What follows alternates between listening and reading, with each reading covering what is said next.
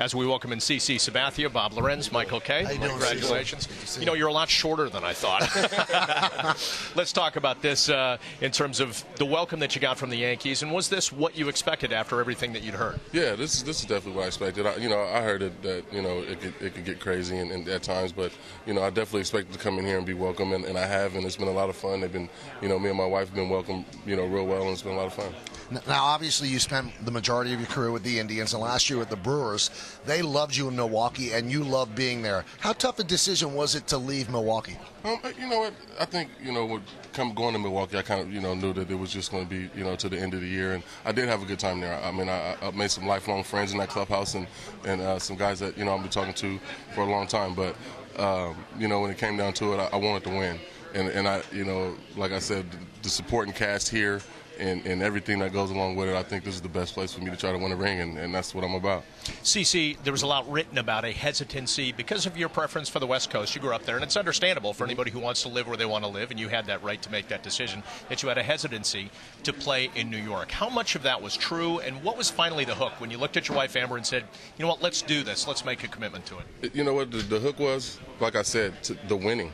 And that's what this organization is about, and that's something that I know I'm going to get here. And just even with them signing AJ and bringing in these guys, and, I didn't want to go to a place where, I go there and then, I'm kind of the guy and, we don't have anything else to do, sign other guys or get what we need to try to win a championship. Here, we're going to get what we need, and that's evident. So that was definitely the hook. But is it fair to say that you are more comfortable with it than maybe people believe during this entire process? Because when the offer was there, they said, well, why isn't he biting on it? Why isn't he jumping aboard? Was it just more of a long thought-out process, and now what you've seen, you really like it? It was a long thought-out process. Like I said, I was drained after the year. I just wanted to get home, relax. We just had a new baby. I just wanted to get home, relax, enjoy my family, and really sit down and make the right decision. And definitely getting here and coming here and being in the organization and being around everybody, this is definitely the right decision. Now, CC, honestly, was Brian Cashman starting to annoy you? I kept popping up on your door. I mean, what were those conferences like? What was he selling to you and your wife and your family? He was just telling me this is a great place, and we're going to get whatever we need to try to win a championship, and committed to that. We had the meeting in Las Vegas, and they brought Reggie in, and I kind of didn't get to ask the questions I wanted to ask because I was just kind of staring at Reggie the whole time, trying to think if it was weird if I asked for autographs. So when Brian came to the house and sat down with me and my wife, 10 minutes later after he left, I told him, I'm in. I'm here. Michael, this is what I love about it. Whoever thought that when you did MTV Cribs, that would actually factor into a recruiting trip by Cashman? He knew exactly where to go in your house, right? He did. He came in. He was like, I've seen this before. I felt like I've been here before. So, he came in and definitely made us feel comfortable.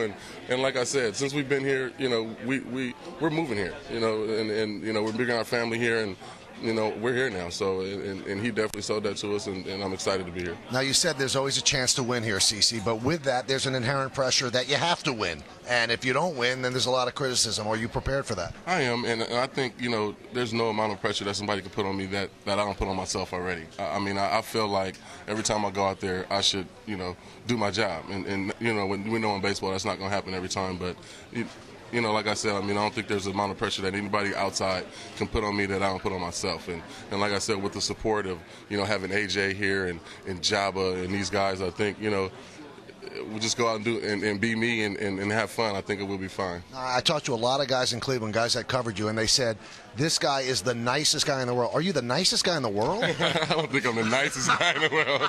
But, I feel like I'm a pretty good guy. No, there's actually 3 people over there that actually agreed. You are the nicest guy in the world. Hey, a quick question about your background. We know your mom, Margie, had a big influence on you. A couple things. First of all, is it true that she actually bought catcher's gear when you were young and she caught you? She caught me until I was about 13. And I threw a ball at her one time, and she missed it and kind of hit her in the shin, and that was it. But, no, she's definitely the reason why I'm standing here. I owe her everything. Now, your given name is Karsten Charles. Does anybody call you that anymore? My wife when she gets mad. I hope you don't hear that very often. Not often. I try to stay away from that. But, no, it's pretty much been CC ever since elementary school. And a final question, at least from me. In terms of your influences, teammates that you've had in the past, you've been in the game a long time, even though you're still young. Maybe pitchers that you've learned from. How about some of the veterans? Chuck Finley, Charles Nagy, Dave Burba. These are guys that, Dave Burba's a guy that I still talk to. He was a guy that I came in the league at 19 years old, and he took me under his wing, showed me how to do things right. And, Ellis Burks, these guys. I really kind of came up with the Indians at a good time with a great bunch of guys that, that didn't really give me, too much hazing. They really took care of me, and it paid off. And a final thing for me, you pitched an awful lot down the stretch for the Brewers. You actually carried them into the playoffs, and there was some concern, wow, can his body take that? Was that a lot of a workload? Was it too much of a workload? Are you still recovering from it? No, I feel fine. I think as far as physically, I feel fine. I'm a big guy, I'm not going to be wearing swimsuit, issues or anything like that. But no, I'm a big guy, and I think it was more mentally. Getting mentally prepared every day, pitching on 3 days rest. I think that's what wore me out more than actually the physical part of it. Thanks, CeCe, and congratulations. Thanks. Thank you.